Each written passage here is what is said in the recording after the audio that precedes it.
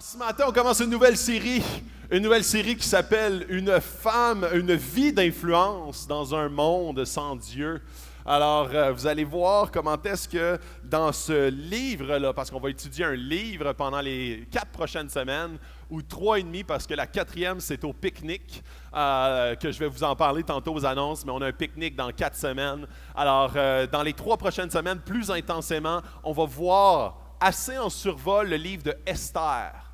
Un livre vraiment passionnant, un livre qui se retrouve dans l'Ancien Testament. Donc, si vous avez vos Bibles ou votre téléphone avec l'application YouVersion, donc Toi Version, donc c'est une application qui a toute la Bible en plusieurs versions, plusieurs traductions. Donc, ça se retrouve dans l'Ancien Testament, près de Job, près de Néhémie. Donc, vous pouvez justement le lire. 11 chapitres, super intéressant. Et j'aime Esther parce que c'est un livre avec une histoire. Il se passe de quoi? Il se passe vraiment, là, comme, c'est pas des versets qui sont individuels, c'est vraiment une histoire qui se suit pendant 11 chapitres. Alors, c'est comme un petit livre, un roman, sauf un fait vécu. Alors, je vous encourage dans les prochaines semaines à lire ce livre-là au moins une fois pour vous tremper dedans et vous allez voir, c'est passionnant. Et ce que je veux faire dans les prochaines semaines, et particulièrement aujourd'hui, c'est que je veux vous parler de ce livre-là et ce qu'on peut en retirer. Le livre d'Esther, c'est un livre qui est relativement controversé parce que, pour plusieurs raisons, la raison principale, c'est qu'à aucun moment, le nom de Dieu apparaît dans le livre. Il n'y a même aucune notion spirituelle, style, il n'y a pas la mention de la prière, de prophétie, de prophète, comme dans tous les autres livres de la Bible. Il n'y a pas de mention même du culte dans le temple, de Dieu, du Saint-Esprit, de son esprit, de miracles. Non, il y a juste une histoire. Et c'est pour ça que ce livre-là est controversé de se retrouver dans la Bible, parce que c'est comme, au début, justement, il n'y a pas de mention concrète de Dieu. Mais vous allez voir comment est-ce que dans ce livre-là, quand on l'étudie, et la raison pour laquelle Dieu voulait que ça se retrouve dans la Bible, c'est que dans le livre de Esther, c'est comme si les empreintes de Dieu sont partout sur la scène de crime, ou la scène du livre. Alors, on voit Dieu, mais en arrière-plan. On voit Dieu à tout moment, à tout instant, et je vais en parler un petit peu plus loin. Et en début de parcours, je veux vraiment qu'on traite de ce livre-là, du contexte, et vous allez voir, ça va vous servir durant toutes les autres semaines. Vous allez comprendre mieux le contexte, parce que souvent, on va lire un passage dans la Bible, on va l'interpréter à la lumière de notre culture, puis on va dire « Ah, c'est scandaleux » ou « C'est pas scandaleux », et pour eux, c'était scandaleux. Alors, je veux vous donner quelques lignes de contexte, et par la suite, vous allez comprendre beaucoup mieux ce qui en retourne. Tous les éléments que je vais faire référence un peu plus tard, vous allez vraiment mieux les comprendre. Alors, le contexte du livre, c'est un livre qui est écrit à peu près en 500 ans avant Jésus-Christ. Alors, c'est un livre de l'Antiquité, c'est un livre qui parle de la Perse antique. La Perse, dans ce moment-là, c'est un moment où est-ce que la Perse, là, c'est le territoire là, et du nord de l'Afrique jusqu'à l'Inde. C'est un territoire de 127 provinces, aussi grand que les États-Unis, et gouverné par le roi des Perses, qui s'appelle Xerxès. Je vais vous en parler un petit peu plus tard, mais vraiment, c'est un roi qui a une domination complète et il y a une relative paix. Ils sont vraiment extrêmement riches, ce roi-là. Donc, c'est vraiment un moment là, charnière où est-ce qu'il y a une grande portion du peuple juif qui sont en captivité sous l'emprise ou sous la gouvernance de ce roi-là. Et ce qui est drôle, c'est que plusieurs centaines d'années auparavant, le peuple juif a été pris pour être amené en captivité. Dans le fond, c'était l'arrière-arrière-arrière-grand-père de Xerxès. Et quelques années auparavant, pour ceux qui connaissent l'Ancien Testament, on a l'histoire de Néhémie. C'est un autre livre dans la Bible. Néhémie, dans le fond, demande au roi Cyrus, qui est l'arrière-grand-père, ou plutôt le grand-père de Xerxès. OK, suivez-moi là, OK? Parce que là, on est en histoire un matin. Donc, le grand-père d'Exercès, Néhémie lui demande « Hey, je peux-tu partir avec mon peuple, retourner dans ma ville natale qui était Jérusalem? » Et étant donné que c'est comme si ça fait longtemps qu'il n'y a plus d'animosité, c'est plus un peuple en esclavage, là. C'est vraiment un peuple qui vit de façon paisible, le roi Cyrus accepte. Et c'est là qu'il y a une grande partie du peuple d'Israël qui repartent vers Jérusalem, et il y en a quelques-uns qui décident de rester sous la gouverne du roi des Perses. C'est comme un peu, l'analogie est peut-être faible, mais c'est comme un peu nous, au Québec, quand les Anglais nous ont conquis, nous, on a décidé de rester au Québec. Il y en a plusieurs Français qui ont décidé de retourner en France, mais il y en a d'autres, des colons, comme nous autres, qui ont décidé de rester au Québec. Et c'est pour ça qu'on parle français ici. C'est exactement pareil. OK? En ce moment, vous savez quoi? Notre reine, c'est la reine d'Angleterre. Sa petite fille, plutôt son petit garçon se marie ce matin. Du bonheur pour eux. Alors, vous voyez, on est dans la même situation identique que certains du peuple d'Israël. Il y en a certains qui ont décidé de rester sous la gouverne des Perses. Il y en a d'autres qui sont partis à Jérusalem. Et il y avait comme une espèce de snobisme. Parce que les Juifs qui étaient repartis à Jérusalem regardaient un petit peu de haut ceux qui avaient décidé de rester. Comme, ils étaient très confortables, ils étaient comme installés, il y avait un métier, souvent ils étaient comme bien installés dans la ville. Alors, ils les voyaient de haut parce qu'ils disaient, vous autres, vous ne voulez pas revenir à votre terre natale, vous êtes dans le confort et vous préférez ça à revenir justement à Jérusalem. Alors, il y avait un certain snobisme de la part du restant du peuple d'Israël qui sont retournés avec Néhémie et Esdras à Jérusalem, et les autres, dont Mardoché et Esther, restent sous gouverne perse. Alors, vous comprenez? Alors, ça, c'est le background de l'histoire. Alors, Mardoché et Esther sont des colons comme nous. Des colons qui ont décidé de rester dans leur terre prise en captivité et ils ont perdu la guerre. Alors, ils sont là, bien installés en Perse. Alors, maintenant, j'aimerais vous amener un petit peu plus comme...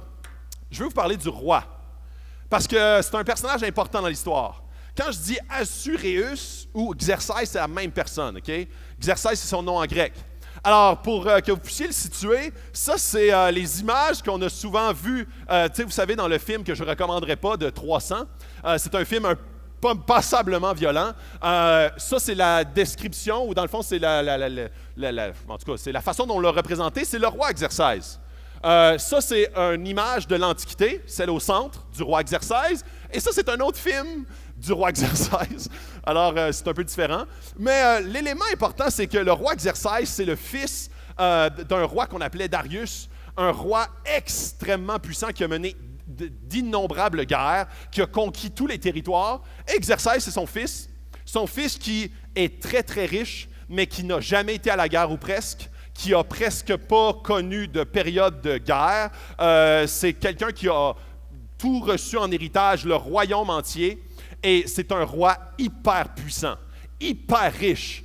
Tu sais, c'est comme le roi Xerxès. En plus, on dit, puis il y a beaucoup de données que je vous donne ce matin qui viennent d'un historien qui s'appelle Hérodotus, et qui s'appelle, dans le fond, il est surnommé le père de l'histoire dans l'Antiquité. Pourquoi est-ce que les historiens étaient importants dans le monde de l'histoire antique? C'est que les rois les prenaient pour qu'ils écrivent chacune des guerres, chacune des histoires, chacun des éléments importants. C'était comme des journalistes du temps pour garder une trace de leur grand empire et de leur grand pouvoir. Alors, Hérodotus était un de ceux-là, très connu, et il y a plusieurs données que je vais vous donner qui viennent de ses écrits à lui. Alors, Hérodotus parlait de Xerxès comme un multipuissant. C'était un mix, et c'est drôle, j'ai trouvé une image qui le démontre bien, c'était un mix de Barack Obama avec Bill Gates au niveau de la richesse, donc pouvoir politique, pouvoir vraiment comme au niveau des richesses, et en plus, Hérodotus nous dit qu'il avait une belle gueule. Il était comme, dans le fond, c'est comme il était de belle apparence. Alors, c'est là où est-ce que le roi Xerxès était un roi qui, vraiment, là, était une légende. Une légende, même le peuple pensait que souvent, les rois dans l'Antiquité étaient perçus comme des dieux ou des demi-dieux. Donc, c'était des gens avec un pouvoir ultime, un pouvoir de vie ou de mort sur quiconque. C'était également, puis dans le fond, si on parle un petit peu de son palais, de son empire, il y avait 2 immenses palais sur le dessus d'une colline. Il avait des richesses innombrables. Tellement qu'on avait de la difficulté, puis vous allez le voir un petit peu plus loin dans le passage, on avait de la difficulté à les répertorier de façon claire. C'était quelqu'un de multi-riche. Son armée, il avait ce qu'on appelait les immortels. Il s'appelait comme ça. C'était sa garde, c'était comme sa garde personnelle. C'était pas son armée. c'était sa garde personnelle. 10 000 soldats, et c'était des soldats avec des masques tout le temps. Et c'était des soldats qui étaient reconnus, puis ils s'appelaient comme ça, vraiment le nom immortel, c'était comment qu'ils étaient appelés, parce que c'était les meilleurs combattants trouvés dans tout l'Empire, sûrs et surentraînés depuis leur jeune âge, et ils étaient toujours à côté du roi Xerxès pour l'entourer. C'était des combattants extrêmes et des combattants extrêmement aguerris. Et ça, c'est l'image de l'Antiquité, et ça, c'est la représentation qu'on en fait aujourd'hui. Alors ça, c'était sa garde personnelle. Et très souvent, il y avait 200 chevaliers autour de ces 10 000 soldats-là. Ça, c'était comme juste ces espèces d'agents secrets pour le président américain. Lui, c'était 10 000 plus 2 000. Et ça, c'est sans compter toute son armée. Ensuite, on avait l'art de la fête de notre ami. Il avait l'art de la fête. Alors, on voit dans un passage, dans le premier chapitre, la 3e année de son règne. Donc, dès le départ, vous voyez, il arrive vraiment au zénith. Son père lui lègue ça 3 ans plus tard. Il lui lègue ça et il organisa un banquet pour tous ses princes et serviteurs. Les responsables militaires des Perses et des Mèdes, les nobles et chefs des provinces furent réunis devant lui. Il étala la glorieuse richesse de son royaume et l'éclatante splendeur de sa grandeur. Cela dura 180 jours, 6 mois de party extrême. Ça, c'est juste pour qu'il montre à tout le monde toutes ses richesses. Alors, il y avait comme tous ces buddies, qui étaient là à manger, se saouler pendant 6 mois. Et là, ils voyaient comme tous ces troupeaux dévaler devant eux. Ils voyaient comme toutes ces richesses, ces coffres d'or, toutes ces richesses de pierres précieuses pendant 6 mois de temps. C'était la thématique du party richesse. Alors, il est allé à dire, OK, la fin de cette période, le roi organisa un autre party pour toute la population. Donc ça, c'était pour le 6 mois, c'était pour ses amis, les princes, ses serviteurs, vraiment le monde autour de lui. Puis après ça, il a fait un autre party d'1 semaine, un tout compris, pour toute la population. Jeunes, vieux, pauvres, riches, de toute la capitale, banquet pour toute la population de Suse, la capitale du plus grand au plus petit, celui-ci dura 7 jours, et eut pour cadre le jardin du palais. Et même, il y a des détails dans Esther qui nous dit il y avait des tentures mauves, vertes et bleues. Et puis encore, ces détails-là sont juste pour nous montrer sa grande richesse. La couleur mauve était la couleur qui était la plus difficile à répliquer. C'était une couleur destinée seulement à la haute aristocratie du temps. Alors, ce matin, ce qu'on va voir ensemble, ces 3 points-là. Alors, vous avez ce background-là, vous avez cet arrière-plan-là d'un gars, du roi, et l'histoire tourne beaucoup autour de ce roi-là. Et on va voir de quelle façon, dans ce texte-là, Dieu est toujours au travail malgré les apparences. Le monde est obsédé par les apparences. Et troisièmement, comment Dieu nous libère de la pensée du monde. Alors ça va être les éléments qu'on va voir. Et le livre d'Esther nous en apprend énormément et s'applique beaucoup, beaucoup à nous aujourd'hui. Pourquoi? Parce que le livre d'Esther, c'est le livre où est-ce que tu as une petite minorité de Juifs au sein d'une grande population qui ne croit pas du tout en Dieu. Eux ont des valeurs, ont un Dieu et ont des croyances exactement comme nous ici ce matin.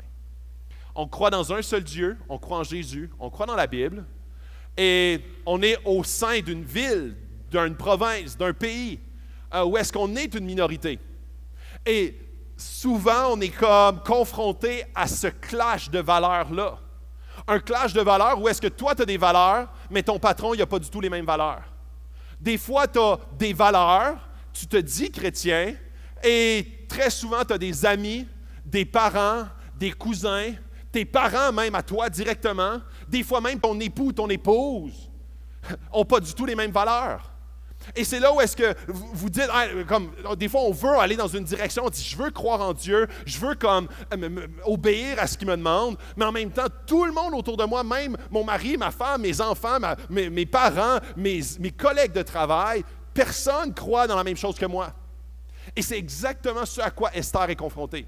C'est ce à quoi tout le peuple juif est confronté au sein de cette nation-là qui est extrêmement, puis vous allez le voir un peu plus loin, là, débridé à tout point de vue, à plusieurs points de vue du moins.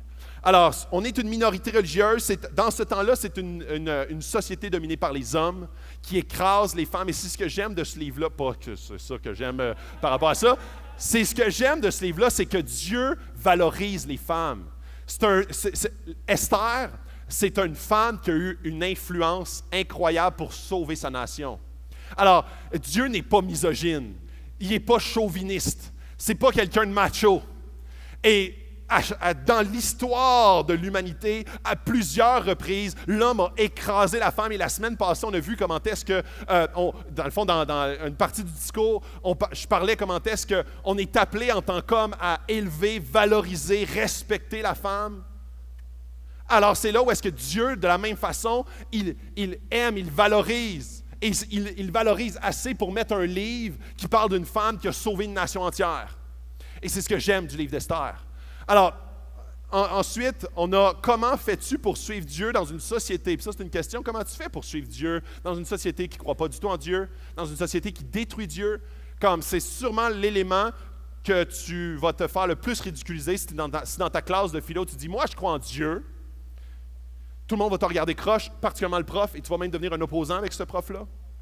C'est pas facile au travail, c'est pas facile avec un employeur qui te demande de faire des choses que tu sais qui vont contre tes valeurs. Et c'est vraiment la thématique de ce livre-là. Alors, le premier point, Dieu est toujours au travail malgré les apparences. Je vous lis le texte. Et là, vous allez voir, je vais lire juste des parties de texte parce qu'on couvre le chapitre 1 et 2 ce matin. Le 7e jour, placé dans de joyeuses dispositions par le vin. Ça veut dire qu'il était sous comme une botte, mais écrit dans la Bible. Alors, le roi Assuréus, donc Xerxès, ordonna de faire venir devant lui la reine Vasthi, coiffée de la couronne royale pour montrer sa beauté au peuple et aux princes. En effet, c'était une belle femme. Alors, ça, là, c'est après le party de 6 mois, OK? Avec toutes ses bodés. OK? Et là, lui, il dit, « Ah, j'ai une belle idée qui me passe par la tête, une idée fantastique. Je vais demander à Vasthi, qui est sa reine, de venir et de montrer sa beauté à toutes ces bodés qui sont saouls. » L'affaire, c'est que, puis ça, on ne le voit pas dans la Bible, on le voit justement dans les écrits d'Hérodotus, parce que cette histoire apparaît aussi dans le livre, dans le fond, dans les écrits d'Hérodotus, une des portions du moins. Quand il demande à Vasthi de venir coiffer de sa couronne, il sous-entend que c'est seulement de sa couronne. Yes. Alors, c'est très compréhensible pourquoi Vasthi, c'est un scandale pour elle. Et Vasthi refuse et au départ, le roi il est un peu frustré, mais par la suite, ses collègues ou quelques collègues s'en vont dans sa chambre, et il y a quelques collègues, amis, qui lui disent « Hey, il ne faut pas que tu laisses faire ça, là. Il ne faut pas que tu laisses faire ça, là, parce que si tu laisses ta reine te gouverner, toutes les femmes dans le royaume vont penser qu'ils ont le dessus sur leur homme et ça va être l'anarchie. » Lui, tout, il était comme super futé comme conseiller. Donc, voyez comment est-ce que tu as un exercice avec un orgueil démesuré qui se fait donner des conseils comme ceux-là. Et par la suite, premièrement, il je ne sais pas comment on dit ça, désinvestit sa reine dans le sens qu'il la fait enlever du trône. Il lui enlève sa couronne et il la bannit du royaume. Alors, le roi Xerxès est frustré. Et son conseiller, encore une fois, lui donne le conseil, le joyeux conseil, de faire une recherche dans tout le royaume de 1000 vierges les plus belles pour qu'il y en ait une là-dedans qui soit choisie pour être la reine. Donc, c'est comme une espèce tu sais, les Américains ont fait une émission qui s'appelle « Le Bachelor ». Donc, c'est une version moderne du Bachelor où comme c'est vraiment un concours de beauté pour le roi. Et vous allez voir tout ce qui en retourne un peu plus loin. Le 7e jour, placé dans ça, je l'ai déjà lu. Alors, Dieu est toujours au travail malgré les apparences. Et c'est là où est-ce que, dans notre vie, très souvent, on est comme, j'entends plus Dieu. Comme ça a été intense pendant un moment, Dieu me parlait, Dieu était là, et là, on dirait que Dieu est absent. Je vis des épreuves dans ma vie, je prie à Dieu, puis il ne fait rien. Et très souvent, on a ce feeling-là, ou cette impression-là, selon laquelle Dieu est distant, Dieu est absent. Et là, on va commencer à douter de Dieu, on va commencer à s'éloigner de Dieu, on va commencer à croire des mensonges qui nous amènent loin de Dieu. Et dans ce livre-là, c'est exactement le même piège. On voit comment est-ce que, ou on ne voit pas, souvent là, quand le peuple de Dieu est en danger, on voit que Dieu intervient d'une manière extraordinaire. Quand le peuple est en captivité en Égypte, il y a les 10 plaies d'Égypte, il y a la traversée de la mer Rouge, il y a la manne dans le désert pour arriver au pays promis. Dieu délivre son peuple d'une façon extraordinaire. Quand Élie est sur la montagne devant tous les dieux de Baal, et les dieux de Baal oppressent le peuple, ou les dieux de Baal, les prophètes, la reine Jézabel oppresse le peuple, Dieu intervient d'une manière extraordinaire, fait descendre un feu. Donc on le voit par le feu, on le voit par des prodiges, on le voit par des affaires qui sortent de l'ordinaire. Là, rien. Il n'y a pas de miracle, il n'y a pas d'éléments extraordinaires, il y a juste la vie ordinaire. Mais en même temps, il y a toutes sortes de plein d'éléments qui sont comme beaucoup d'heureux hasards. Il y a plein d'éléments que Dieu met en place d'une manière extraordinaire pour amener exactement sa volonté. À travers ses gens, à travers son peuple, à travers des gens qui lui obéissent, on voit que Dieu travaille en arrière-plan. Et c'est souvent la dynamique que l'on vit dans notre vie. Où est-ce que Dieu est présent? Que tu ne le vois pas, ça ne veut pas dire que Dieu est absent. Dieu travaille tout le temps. Dieu travaille même dans les moments ou dans les sphères ou dans les événements que tu as l'impression qu'il est le plus absent. Parfois, Dieu travaille avec la souffrance. Puis nous autres, souvent, on a tendance à vouloir fuir la souffrance. Mais Dieu, c'est souvent un de ses moyens les plus percutants pour t'amener plus proche de lui. Donc, dans cette histoire-là de Esther, qu'on va voir dans les prochaines semaines, on voit comment est-ce que la menace, la souffrance amène Esther, Mardoché, à se tourner vers Dieu, à vouloir implorer Dieu. Et vous allez comprendre pourquoi un petit peu plus loin, je vais l'adresser un peu. Alors, il y a plusieurs coïncidences qu'on voit dans le texte. On voit premièrement que le roi, dans un certain contexte, il est avancé en alcool. On voit que Vasti est très belle et il veut présenter comme il a présenté toutes ses richesses. Et voyez comment est-ce que c'est un roi, encore une fois, chauviniste, macho, entre guillemets. Il veut montrer maintenant sa belle reine pour montrer sa puissance. Sa puissance, oui, militaire, sa puissance richesse, mais maintenant sa puissance sexuelle. Il veut montrer à tous qu'il y a une domination entière. Et c'est là où est-ce qu'on voit toutes sortes d'éléments qui amènent le peuple à être sauvé. Mais c'est clair qu'on n'est pas comme quand on voit ce roi qui est sous l'eau, on voit ces éléments-là qui sont catastrophiques. On n'est pas en train de dire « Wow, Dieu est à l'œuvre ». Mais tous ces éléments-là, où est-ce qu'on voit des péchés, de l'orgueil à outrance de certains individus, amènent quand même éventuellement le peuple à être sauvé. Et je ne dis pas que Dieu provoque ça, mais Dieu peut prendre une situation désespérée, une situation de mal extrême et la virer à sa gloire. Et c'est là où est-ce que Dieu n'est pas limité par même notre péché ou des fois notre rébellion envers lui. Dieu n'est pas dans l'attente de « Hey, j'espère qu'il va obéir, sinon je suis vraiment dans le trouble ». Et c'est exactement ce qu'on voit dans ce livre-là. On voit comment est-ce que Dieu est au contrôle à tout moment.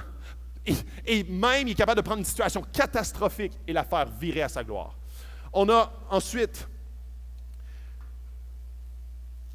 il y avait à Suse, la capitale, un juif du nom de Mardoché. Mardoché, c'est l'oncle à Esther. Esther qui est orpheline. Ses deux parents sont morts. Son oncle Mardoché le reprit sous son aile.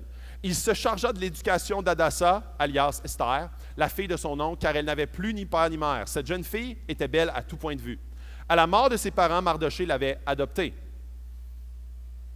Lorsque l'on proclama le message du roi, qui avait valeur de loi, et qu'on rassembla un grand nombre de jeunes filles à Suse, Esther fut aussi prise. Elle fut conduite au palais et placée sous l'autorité d'Égay, le responsable des femmes. La jeune fille lui plut et gagna sa sympathie. Il s'empressa de lui fournir les produits cosmétiques et les éléments dont elle avait besoin. Il lui donna aussi 7 jeunes filles sélectionnées parmi le personnel du palais, puis il la déplaça avec ses suivantes dans le meilleur appartement du harem. Esther ne révéla ni son origine, ni sa famille, car Mardoché lui avait interdit de le faire. Et je veux vous attirer votre attention sur le début d'Esther. Le début d'Esther n'est pas glorieux. Esther se fait prendre, se fait amener, se fait faire passer à travers le test de beauté. Et elle doit se conformer à toutes les exigences. Elle n'a pas le choix, là. C'est une loi du roi. Et le roi a capacité de vie ou de mort. Et même Mardoché a peur. Il lui dit, révèle pas ton origine, révèle pas ta famille, révèle pas quoi que ce soit, rentre dans le moule. Rentre dans le moule de ce que le roi te demande, de ce que la culture te demande, parce qu'on a peur pour notre vie. Okay? Retenez ça parce que plus loin, je vais y faire référence. Le monde est obsédé par les apparences. Et c'est là où est-ce que le roi Xerxès est une très, très belle image, très, très proche du monde actuel. Le monde actuel te dit exactement la même chose. Pour que tu puisses te qualifier selon mes standards, tu devras passer à travers le test de 1 année. Où est-ce qu'on va te rendre beau? On va te rendre beau. Puis quand je dis beau, je dis apparence. C'est drôle et triste en même temps de voir comment est-ce que dans ce temps-là, dans la culture mède et perse, la richesse d'un homme était ce qui était le plus important pour l'homme. Et la beauté attractive extérieure d'une femme était ce qui était le plus important pour la femme. Et on voit comment est-ce que, puis souvent on voit ce texte-là, on est comme, hey, on est-tu content de ne pas vivre dans ce temps-là? Ou est-ce que c'est catastrophique? C'est tellement abaissant. Mais en même temps, dans notre société actuelle, on n'est pas si loin de ça. Ou est-ce qu'on reconnaît la valeur d'un homme à la grosseur de ton portefeuille et on reconnaît la valeur d'une femme à la grandeur de ta robe? La société, le monde te demande une exigence. Pourquoi est-ce qu'il y a autant d'éléments, de difficultés? On voit comment est-ce qu'on est dans une société d'hypersexualisation qui met l'emphase sur un extérieur, une apparence. Si tu veux être reconnu dans la société, il faut que tu sois beau, il faut que tu sois belle, il faut que tu aies une apparence de succès. Il faut que le monde te dit, moi, pour que tu te qualifies pour être ma reine ou être mon roi, là, pour les hommes et les femmes, c'est la même chose, tu dois passer à travers le filtre. Tu dois passer à travers cette année-là où est-ce qu'on te conditionne, où est-ce qu'on te crée une beauté. On fait de toi quelque chose qui, enfin, tu vas te qualifier pour le roi. Et à chaque fois que je vais faire référence au roi Xerxès, pensez dans votre tête le monde, la société actuelle. Et on a ces mêmes exigences-là qui mettent une pression sur chacun d'entre nous dans une société qui dénigre complètement Dieu et en même temps, ils veulent remplacer Dieu. Savez-vous, le roi Xerxès se disait le roi des rois. Il se disait digne d'adoration. Il y avait des cultes faits à Xerxès. Alors, il voulait faire de lui ton roi. Et savez-vous, moi, ça me fait penser quand on parle du roi des rois, et je l'ai dit dans les dernières semaines, le seul roi des rois qui ne va pas te briser, c'est Jésus. Et c'est là où est-ce que cette même perception de promesse non atteinte par le roi Xerxès, par le monde actuel, va te briser, va t'amener à être complètement déraciné, va complètement t'anéantir, parce que tu ne pourras jamais atteindre ces standards-là et ça va toujours être ton extérieur qui va prévaloir sur ton intérieur. Chaque jeune fille devait se rendre vers le roi Assuréus lorsque c'était son tour, soit après mois passés à prendre soin de son corps, 12 mois passés à prendre soin de son corps, conformément à la règle en vigueur pour les femmes, 6 mois avec de l'huile de myrrhe et 6 mois avec des aromates et des produits cosmétiques spécifiquement féminins. Alors, Xerxès, puis quand on dit d'aller vers le roi, ça veut dire passer une nuit avec. Passer une nuit avec le roi. Alors, ils ont trouvé 1000 filles, et ces filles-là, ils les ont préparées pendant 1 an. Après ça, pendant 3 ans, chaque nuit, le roi accueille une de ces filles-là. Et il y a 4 possibilités pour ces filles-là. Il y a le roi n'aime pas, le roi aime un peu, le roi aime beaucoup ou le roi aime à la folie. Quand le roi n'aime pas beaucoup, quand le roi n'aime pas, en fait, cette fille-là retourne dans le harem du roi, dans l'une de ses concubines, et il ne la rappellera jamais. Quand le roi aime un peu, elle retourne dans le harem et elle possiblement va se faire rappeler. Quand le roi aime beaucoup, le roi va marier. Souvent, il y en a comme top 3. Donc, 1 à 3 personnes qu'il va marier. Et quand le roi aime à la folie, ça devient sa reine. Donc, les 1000 filles sont sélectionnées, utilisées seulement pour leur attraction physique, à un roi qui est complètement macho, qui utilise leur corps, leur beauté attractive. Et s'ils ne l'aiment pas, ces filles-là ne peuvent jamais se marier, jamais avoir de vie. Et ils sont dans le harem du roi au cas où que le roi les rappelle. Donc, imaginez comment est-ce que... Puis ces filles-là, c'est toutes des jeunes filles. Et comment est-ce que... Des fois, on est tellement scandalisé à la lecture de ça. Mais le roi a les mêmes promesses, a les mêmes expectatives que notre société aujourd'hui va nous leurrer. Hommes-femmes.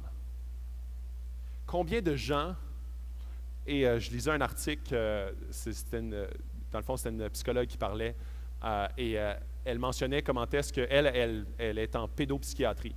Donc, elle voit plusieurs jeunes filles, particulièrement, qui s'automutilent. Et la raison primaire, elle dit 80% de mes patientes, âgées entre 12 et 18 ans, s'automutilent parce qu'ils se trouvent laides. Et cette pensée-là ne vient pas d'eux autres. Même des fois peut être suggérée par leur milieu parental. Mais ça vient, puis c'est elle dit, ça vient de notre société. Une société qui te fait à croire que pour réussir, pour être aimé, accepté, valorisé, ça te prend un extérieur qui est attractif. Des promesses qui ne sont pas atteintes. Des promesses qui t'amènent à te briser. Et elle dit comment est-ce que ces filles-là souffrent incroyablement parce qu'elles croient qu'elles ne sont pas assez. Le roi ne les aimera pas. Parce que le roi, tout ce qu'il recherche, et je l'ai dit tantôt, quand je parle du roi, on parle de cette société/société. Alors, le roi, la société, ne les aimera pas. C'est des promesses qui ne peuvent être atteintes. Et quand elle voit qu'elle se retrouve parmi la première ou la deuxième catégorie, où est-ce que ma vie est finie parce que je n'ai pas un extérieur attractif? Quel mensonge! Quel mensonge!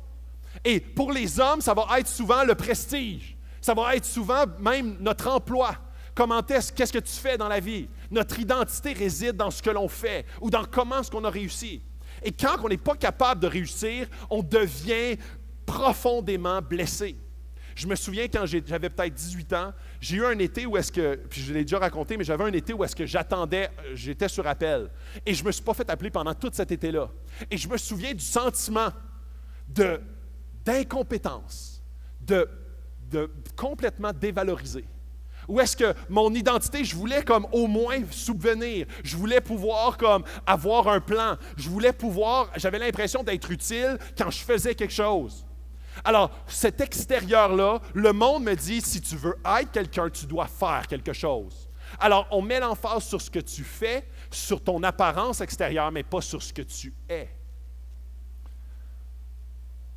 Et comment Dieu maintenant nous affranchit? L'Éternel est dans 1 Samuel, le chapitre 16 au verset 7. Dieu dit, l'Éternel ne considère pas ce que l'homme considère. L'homme regarde à ce qui frappe les yeux, mais l'Éternel regarde au cœur. Et c'est là où est-ce que tout le contraste du livre d'Esther, où est-ce qu'il y a un roi qui demande à des filles, à un royaume entier, de se conformer, de devenir de plus en plus comme lui a besoin, d'utiliser les filles pour sa gloire, pour mon avantage. Et où est-ce que Dieu a une complète autre pensée, a une complète autre promesse. Et c'est assez étrange parce que le livre d'Esther, que ce soit lu par les conservateurs ou par les libérales, les deux méprisent l'histoire d'Esther. Puis je vais vous raconter pourquoi. Les chrétiens assez conservateurs ou les gens qui sont comme plus libres n'aiment pas Esther. Les féministes détestent Esther et souvent valorisent Vasti parce que Vasti a tenu ferme à ses convictions. Esther s'est laissée comme un petit chiot, elle s'est laissée malmener par le roi. Souvent dans la Bible, quand on prend l'exemple de Daniel, de Shadrach, Meshach et Abednego, ceux qui sont allés dans la fournaise ardente, hein? Ça vous dit quelque chose? Bon, eux, ils ont tenu tête au roi. Le roi disait « Adorez-moi », puis eux autres, ils ont dit « Non, on ne peut pas t'adorer, on adore seulement un Dieu ». Et le roi est devenu furieux, et c'est drôle parce que c'était le roi Darius, comme dans le fond le père de Xerxès, donc tel père, tel fils. Alors lui est devenu furieux, jeté dans la fournaise ardente, et là, Dieu les a sauvés. Alors, que ce soit les chrétiens conservateurs ou les libérales, eux autres sont comme Esther n'avait pas de valeur, pas de courage. Alors, comme Daniel, Shadrach, Meshach et Abednego, eux autres avaient du courage selon ses convictions. Puis là, souvent, on est comme, mais oui, qu'est-ce qu'elle aurait pu faire? Qu'est-ce que Daniel, Meshach, Abednego et compagnie auraient pu faire? Et c'est là où qu'est-ce qui est très intéressant? C'est que l'histoire d'Esther nous montre que tu peux très mal commencer, mais que Dieu peut t'utiliser quand même. Esther avait peur. Esther, elle s'est complètement conformée au roi, au désir du roi. Elle a couché avec, elle s'est unie avec, elle est devenue sa reine directement. Elle faisait exactement toutes les volontés du roi, ni vu ni connu. Le roi, toi, tu es de quelle culture? Ah non, moi, je suis une Perse, no problème. Je ne veux pas dire mes origines, je ne veux pas dire je suis chrétien. Je veux juste comme me fondre dans la masse pour avoir le moins de problèmes possible.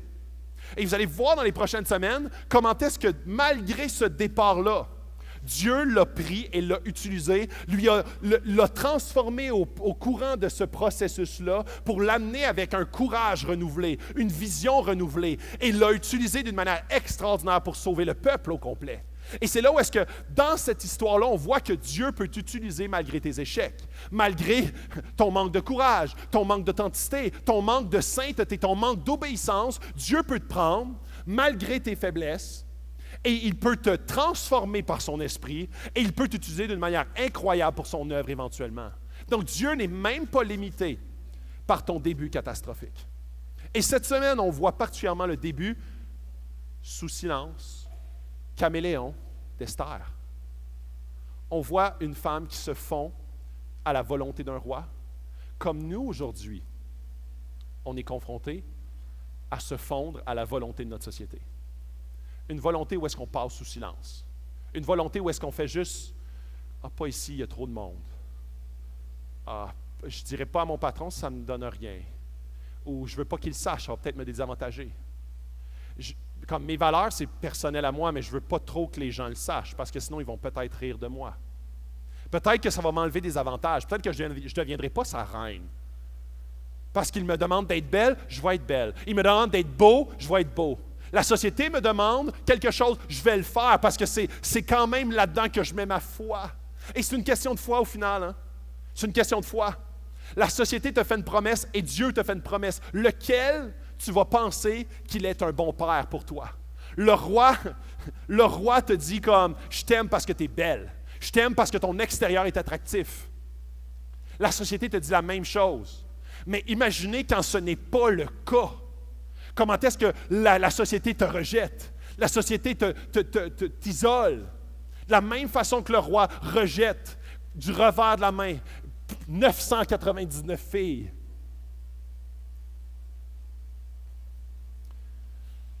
Donc, je finis avec ça. Je vais inviter l'équipe de louange. 3 choses pour être libéré de la pensée du monde.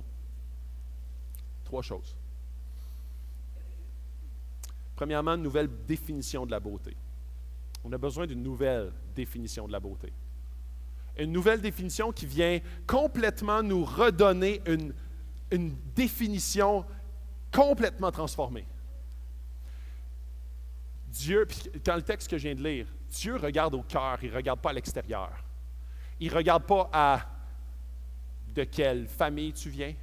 Il ne regarde pas, et ça n'a pas de plus ou de moins de valeur. Dieu t'aime inconditionnellement. Il ne regarde pas à ton compte en banque. Il ne regarde pas à ce que tu fais dans la vie pour te donner une plus grande valeur. Dieu t'aime parce que tu es son enfant. Que tu sois riche, pauvre, laid, beau, gros, mince, tout, Dieu aime l'être humain. Dieu aime chacune des personnes assises dans cette salle. Peu importe ton background, peu importe comment est-ce que tes parents t'ont élevé. Dieu aime d'une façon entière et complète chacun des individus, non pas pour ce que tu lui donnes, mais pour ce que tu es. Jésus est mort sur la croix avant même que tu sois attractif. Dans le fond, il y a un passage dans Romains qui dit « Alors que vous étiez mes ennemis, je suis mort pour vous. » C'est un amour qui précédait même notre amour pour lui. Alors qu'on ne l'aimait pas, alors qu'on le méprisait, il nous aimait. La définition de Dieu, de la beauté de Dieu, Dieu regarde au cœur. On voit dans plusieurs dizaines d'histoires dans toute la Bible comment est-ce que Dieu voit le cœur. Et sa première priorité, c'est de transformer ton cœur, toucher ton cœur.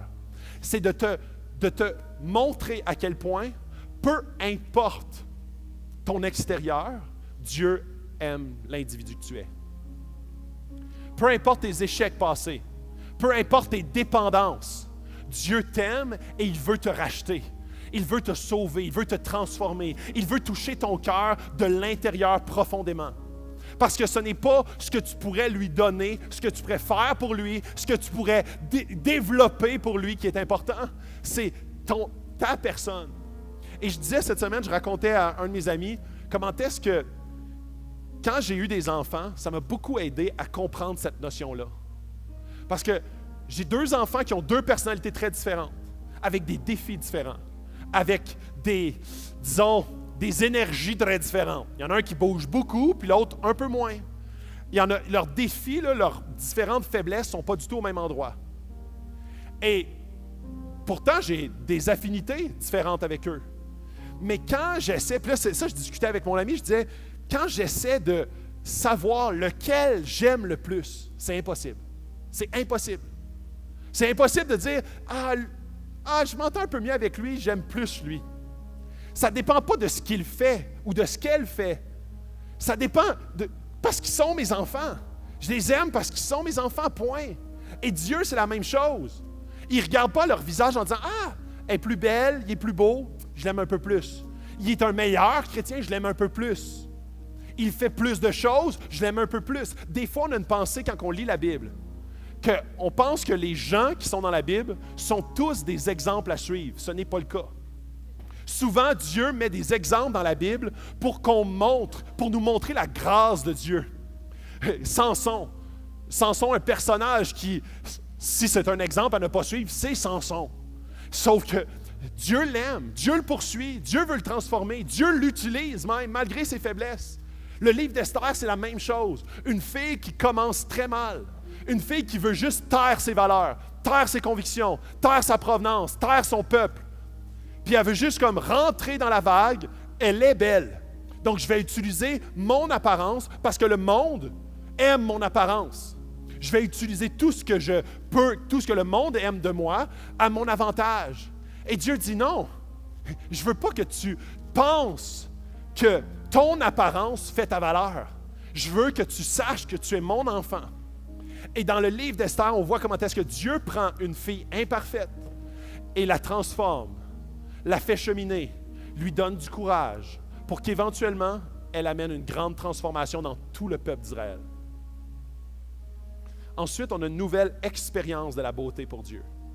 Une nouvelle expérience. Et ça a vraiment un rapport à un texte même que j'ai lu la semaine passée, puis j'utilise très souvent. Dans Éphésiens 5, un livre du Nouveau Testament, on parle des maris. Il dit, « Marie, aimez vos femmes comme Christ a aimé l'Église et il s'est sacrifié, donné pour elle. »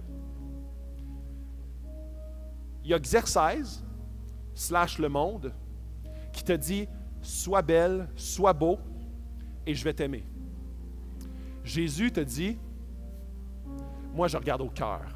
Tu es mon enfant. Je t'aime d'une manière inconditionnelle. Au moment où est-ce que tu m'haïssais, au moment où est-ce que tu me méprisais, je suis mort pour toi. J'ai donné ma vie pour toi. Et je te poursuis continuellement, tous les jours de ta vie, tous les matins. Je veux te rencontrer.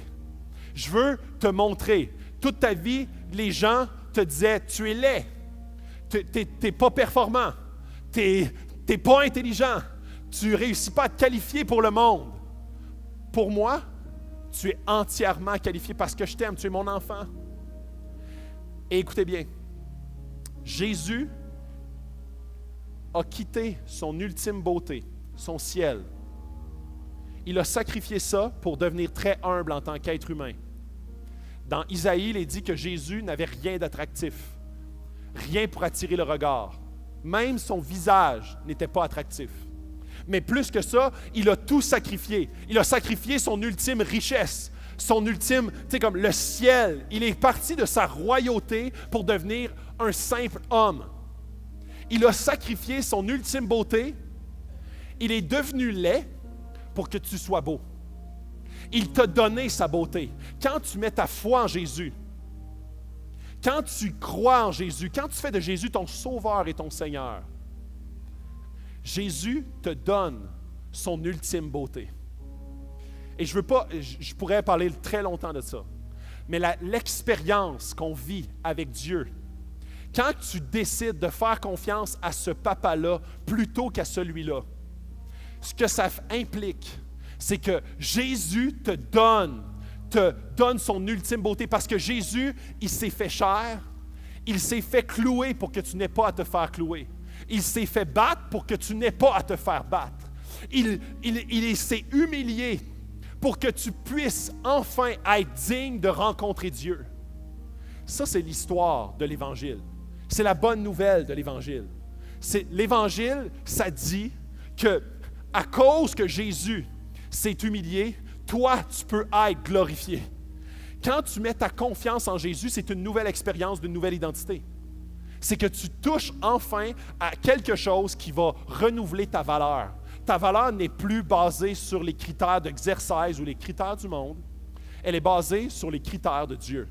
Et les critères de Dieu, c'est un amour inconditionnel, peu importe ton extérieur. C'est un amour basé sur ton cœur. C'est un amour basé sur ton sang. Ce que je veux dire, ton sang, c'est ton identité. C'est un amour basé du fait que tu es son enfant, tu es sa créature, Dieu t'a créé et il t'aime inconditionnellement. Il poursuit chacun des êtres humains sur la terre. Jésus est mort pour chacun des êtres humains. Et c'est l'histoire de l'Évangile. C'est que quand je rencontre à travers Jésus, je goûte à une nouvelle expérience. Cette expérience-là m'amène à une nouvelle vie suite à cette nouvelle identité. Une nouvelle vie qui fait en sorte que quand je perds mon travail, par exemple, quand je perds mon travail, mon réflexe premier, c'est de m'analyser selon la société. Je suis un loser. Je suis incompétent. J'ai peu de valeur. C'est ce que la société me dit. Je n'ai pas été capable, pour X raisons, de garder mon travail. Mais Dieu dit, non, je t'aime inconditionnellement. Ta valeur n'est pas là-dedans. Ta valeur est parce que tu es mon enfant. Je veux que tu mettes ton identité, ta valeur, tes motivations, ta vision, je veux que tu la mettes en moi. Ta confiance de comment est-ce que je vais te supporter à travers l'épreuve que tu vis, je veux que tu la mettes en moi. Je veux que quand tu es confronté à une épreuve, tu puisses te réfugier en moi et non pas tomber dans la compensation d'une autre chose, d'une autre substance, d'une autre matière, d'une autre dépendance. Je ne veux pas que tu t'empresses à tout de suite retrouver quelque chose qui va compenser ta valeur et ton identité. Parce que ce n'est pas ça ton identité. Ton identité, c'est que tu es mon enfant. Ton identité, c'est que tu es bien-aimé. Tu as été racheté à un grand prix. La réalité, c'est que je suis ton Dieu et je suis le créateur du monde. Je suis la personne qui a un entier contrôle sur tout. Donc non, ce n'est pas ton travail. Non, ce n'est pas ton mariage qui définit ton identité. Non, ce n'est pas ta beauté physique qui définit ton identité. Non, ce n'est pas comment est-ce que tes enfants vont bien qui définit ton identité. Non, ce n'est pas comment est-ce que tu es une bonne personne qui définit ton identité. C'est que je t'ai racheté. Ce n'est pas ce que tu fais, mais ce que tu es. Dieu regarde au cœur et non pas à ce qui frappe les yeux. Ce matin, j'aimerais vraiment vous challenger que durant cette série, vous puissiez être très alerte sur comment dans votre vie, sur quel aspect dans votre vie, le monde occupe une trop grande place. Sur quel aspect dans votre vie, puis c'est souvent une sphère. Tu sais, des fois, je donnais des exemples ou je donnais des éléments ce matin qui étaient comme extrêmes. Et pour rejoindre la masse ici, rejoindre les 400-500 personnes qui sont ici, ça va être souvent beaucoup plus subtil. Ça va être beaucoup plus, peut-être des fois, insidieux. Ça va être des moments où est-ce que Dieu t'appelle à prendre position et tu gardes le silence. Ça va être parfois des moments où est-ce que Dieu t'appelle à ouvrir la bouche et toi, tu gardes le silence. Tu te conformes au siècle présent. Et Dieu te demande d'être renouvelé, de dire non. Quand tu te mets ta confiance en Jésus, les choses anciennes sont passées, maintenant toutes choses deviennent nouvelles. Donc, la façon dont tu vas aborder ton mariage, la façon dont tu vas aborder ton travail, la façon dont tu vas aborder tes relations, tes amitiés, ta famille, vont être transformées à la lumière de qui tu es en moi, et non pas à la lumière de comment est-ce que tu te perçois à travers leurs yeux, à travers ce que la société te dit. Et vous avez toutes des dynamiques particulières, personnelles. Il y a des gens qui se sentent en grande confiance dans cette salle parce qu'ils performent dans la vie. Ils ont un bon travail, ils ont toutes sortes d'éléments qui leur donnent un reflet de performance. Et vous vous retrouvez dans la même situation qu'Esther en début de parcours. Le roi te dit « Wow! Tu as de la valeur. Je te veux pour reine. » Et des fois, la tentation est très forte parce qu'on réussit dans ce modèle-là. Jusqu'au moment où on vit l'échec. Et ça, on va le voir la semaine prochaine. Quand Esther, sa vie est menacée, elle découvre que le roi et le système en qui elle a mis sa confiance va peut-être faillir.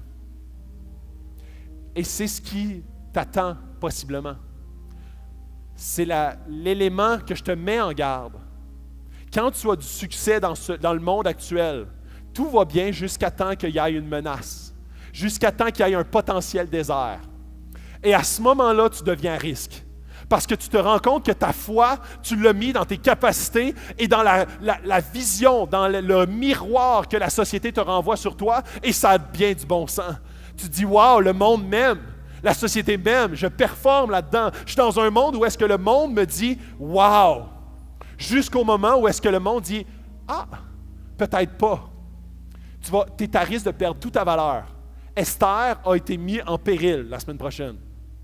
Où est-ce qu'elle est en danger de mort? Et là, elle devient plus attentive à Dieu, à ce que Dieu veut faire avec elle, à comment est-ce que Dieu veut changer son cœur. Dieu ne voulait pas juste transformer ou sauver son peuple de la mort. Il voulait transformer le cœur d'Esther, de Mardoché. Et c'est ce qu'on va voir la semaine prochaine. Et je t'invite dans cette série-là à te laisser travailler par Dieu sur les sphères très précises, très personnelles, sur des éléments auxquels on met notre confiance dans cette société quand on devrait mettre notre confiance dans la personne de Dieu, dans son évangile, en Jésus. Je vais prendre un temps pour prier. On va finir en prière pour que l'Esprit puisse travailler librement, pour que vraiment on puisse être touché par ce que Dieu veut nous enseigner. Et par la suite, on va prendre un temps de louange où est-ce qu'on va s'approcher. Un chant qui dit « À genoux, je viens t'adorer, me donnant pour rechercher ta face.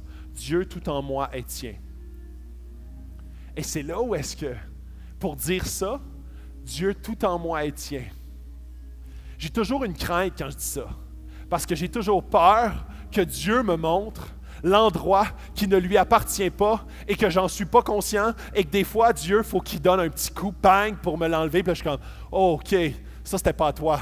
Je veux te le donner. » Et ça fait mal. Mais Dieu corrige parce qu'il aime. Dieu corrige parce qu'il veut te construire. Parce que quand tes fondations ne sont pas ancrées au bon endroit, il sait que ta maison est bâtie sur le sable et qu'elle est prête à s'écrouler. Il veut te bâtir sur le roc. Et le roc, c'est lui.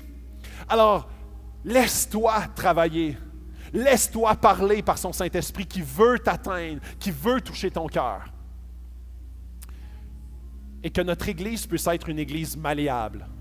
Une Église qui est à son écoute, qui veut rencontrer Dieu continuellement et qui veut se laisser transformer. Je vais prier. Oui, Dieu, on vient devant toi parce que tu es un bon papa. Tu es un meilleur roi, un meilleur père que tout ce que la société peut nous faire à croire. On veut mettre notre foi en toi. On veut mettre notre confiance dans qui tu es. On veut mettre notre foi dans cette promesse de Jésus, dans son évangile, dans comment est-ce que Jésus nous donne une nouvelle identité en toi. On peut venir librement converser avec toi à cause de Jésus, parce qu'il nous a lavés, purifiés de tout péché. Il nous donne cette gloire parce qu'il s'est fait pauvre. Il nous donne, Seigneur, de pouvoir venir avec confiance parce qu'il nous a sanctifiés par son sang. Donne-nous en tant qu'Église d'être malléable entre tes mains.